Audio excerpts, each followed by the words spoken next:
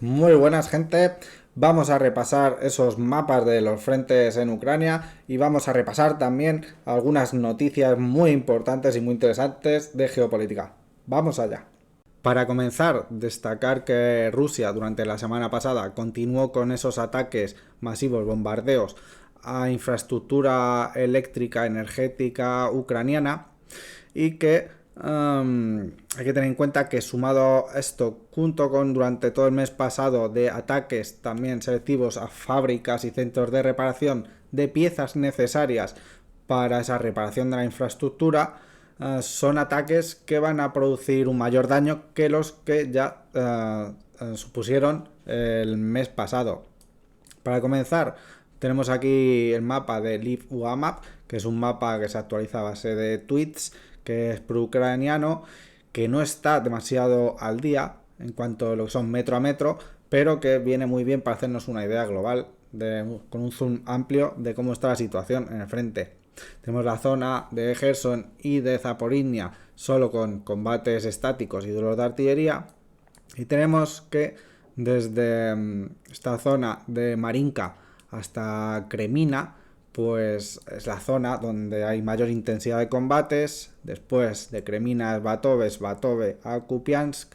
También hay muchos combates, pero suelen ser estáticos. Un poco más de iniciativa puede tener Rusia, pero ambos están bastante equilibrados, por así decir. Vamos a cambiar de mapa para ver esta zona con mayor zoom y mayor actualización. Vale, aquí tenemos en estos mapas de militaryland.net que están muy currados. Tenemos aquí esta ciudad de Kremina. Bajamos hacia el sur y tenemos Bakhmut. Veis que hay una concentración brutal de unidades que veremos en otro mapa un poco más claro. Rusia ha entrado en Bakhmut por el este y por el sur, lo veremos con un poco más de zoom. Pero también lo que tenemos aquí de importancia es Soledar, que es donde también está poniendo mucho ímpetu Rusia, porque quizá la deba de tomar antes que Bakhmut, vamos, porque por facilidad y una manera también de controlar cómo llegan esos refuerzos a la propia Bakhmut, que si bien los ucranianos han volado aquí un puente que era importante en la ciudad, quizá sabiendo que en algún momento se ha tomado por Rusia, ya lo veremos. Aquí ya un pelín más claro tenemos como Rusia tomó al norte de Soledar Yakovlivka. La siguiente muy probablemente debería ser Soledar, porque en Bakhmut, si bien han entrado ya por el este y por el sur, está muy complicado, ya que Ucrania ha repuesto unidades, las que estaban exhaustas se ha renovado por otras y va a presentar batalla. No solo eso, sino que en el sur, pese a que también hay un pequeño avance ruso, hay analistas que dicen que el movimiento lógico para Ucrania, con todas esas fuerzas de reserva que consiguió pasar a la zona, es un movimiento en masa que, si bien no tiene artillería o vehículos blindados para darles el apoyo necesario, tiene el número, y que es la baza que le queda a la Ucrania operar por aquí en fuerza de manpower, que es lo que realmente tiene Ucrania.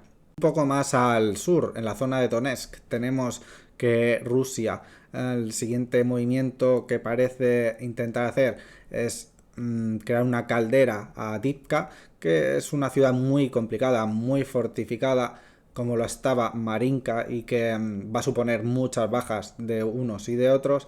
Si bien Ucrania está bombardeando de forma indiscriminada Donetsk, quizá con un intento de que los rusos se precipiten y cometan mayores errores.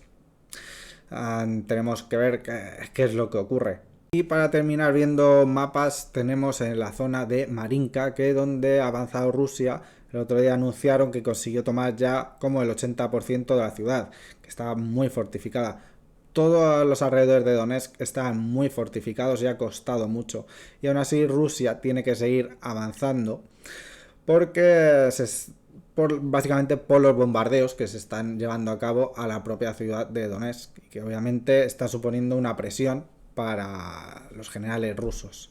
Cosas importantes, de manera inminente se van a reunir el presidente de Bielorrusia y el de la Federación Rusa, Putin y Lukashenko, junto con sus ministros de defensa respectivos, para hablar sobre qué es lo que tendremos que ver la semana que viene. Bueno, si trasciende. También hay que destacar que Polonia ha llamado a entrenar a 200.000 polacos al ejército para el año que viene. Sobre Bielorrusia, hay que destacar que sobre la frontera, más o menos hay unos, se dice, 50.000 hombres entre rusos y bielorrusos que van a iniciar algo desde allí, simplemente para que apuntalar tropas ucranianas para tenerlas que allí, que no vayan a reforzar el sur. ¿Cuándo se va a desencadenar esa gran ofensiva? Supuestamente va a acontecer quizá hacia rodear Kiev. ¿Van a estar los bielorrusos implicados? También hay que destacar que si vas a armar un ejército de unos 250.000 hombres, Rusia lo ha tenido un poco complicado a la hora de esa logística. No puedes meter a todo el mundo en el mismo sitio, obviamente es complicado. Entonces muchos han entrenado, han sido movilizados en esos centros en la propia Bielorrusia, lo cual por eso están allí. Sobre otros acontecimientos geopolíticos, pero que son importantes y que además están todos interconectados, tenemos que en Siria, recordar que Turquía está a punto de entrar en la zona norte de Siria para castigar a esos kurdos a los que es culpa de aquel atentado que hubo en Estambul hace pocas semanas. Tenemos que se podía haber llegado a un acuerdo entre Rusia, Siria y Turquía para que los kurdos abandonaran ciertas zonas del norte, pero Estados Unidos, lógicamente, no quiere eso, no quiere perder esa influencia que tiene allí. Así que, lejos de la paz, Estados Unidos va a volver a Raqqa, va a instalar otra base allí y va a desplazar fuerzas aún más a Siria contra ese pretexto, lógicamente, de combatir al ISIS.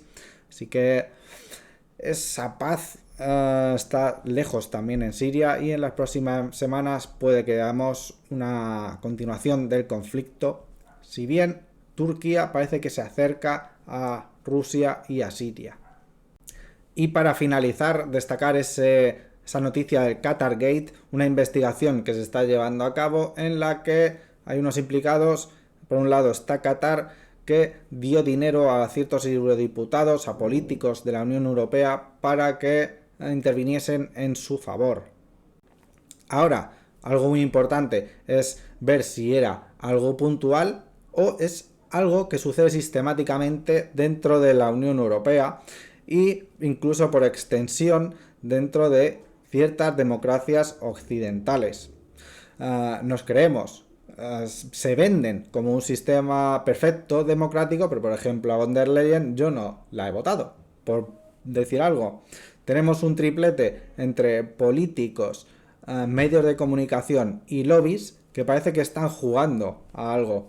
Yo obviamente no puedo acceder a la verdad sobre el tema, pero puedo sospechar cuando veo cosas que no me encajan. Angela Merkel ha salido diciendo que los acuerdos de Minsk desde el minuto 1 se hicieron para no ser respetados, sino que fueron para ganar tiempo para armar a Ucrania. Vemos ahí como la Unión Europea y la OTAN jamás ha abogado por la paz. Entonces, ¿qué intereses puede tener la Unión Europea ahí? La Unión Europea ninguno, pero ¿y sus políticos?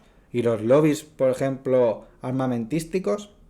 Solo por poner un ejemplo, las políticas ecológicas, que ahora hemos visto que han sido un error porque no hay energía suficiente y se ha tenido, por ejemplo, que tirar de carbón. ¿Quién está implicado detrás en acelerar un proceso que quizá debería ser más natural?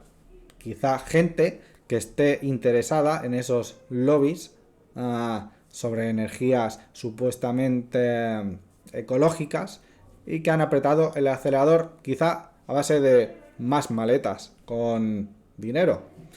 En fin, ya veremos qué es lo que sucede, pero a mí me huele a que hay una cloaca en la Unión Europea y en algunas democracias occidentales, entre lo que digo, triplete políticos, medios de comunicación y lobbies. Y nada, muchas gracias por su atención. Un saludo, cuídense.